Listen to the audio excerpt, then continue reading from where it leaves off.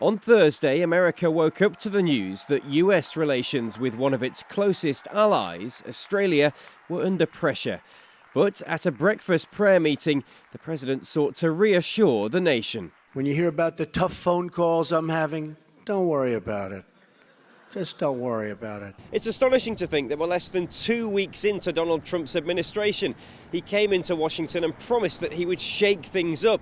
But I think few people expected it would extend to buildings like the one I'm stood outside right now, the Australian Embassy. At least one former American ambassador to Australia, Edward Ganeem, says there's no need to worry about relations between the two countries. Actually, I think for once I could agree with the president. No, I don't think you should worry about it. Because we've seen over and over his way of reacting to people is very obsessive and even belligerent to some extent. And he says things that are, I think the word outrageous is appropriate often. And then he backtracks later, or he has someone else in his administration reword it a bit. Look, as a career diplomat, as a person who was ambassador 4 different times and in Australia, I found it appalling. I'd like to be clear about that. But I don't think that's any indication that our relationship with Australia is going to be anything but very, very good. I mean, this isn't the way diplomacy works between two countries. This can't go on for much longer, surely. One of the things that was said to me when I was going to Australia was, you know, the Aussies are always in your face. And I did experience that. I kind of loved it.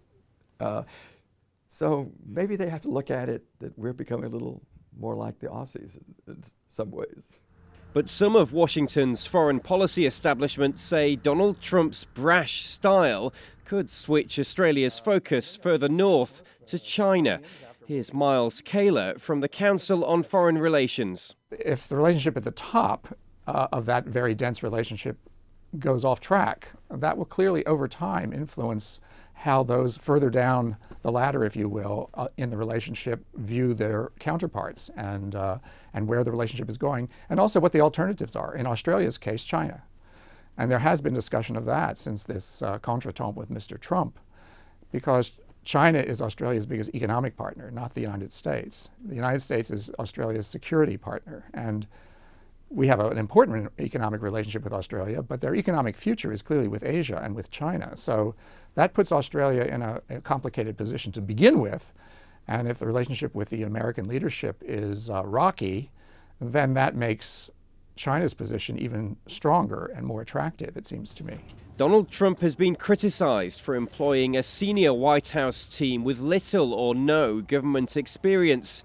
His skeleton cabinet hasn't helped matters, but as various department heads are sworn in, Ambassador Ganeem predicts the rocky start to Donald Trump's administration might begin to steady.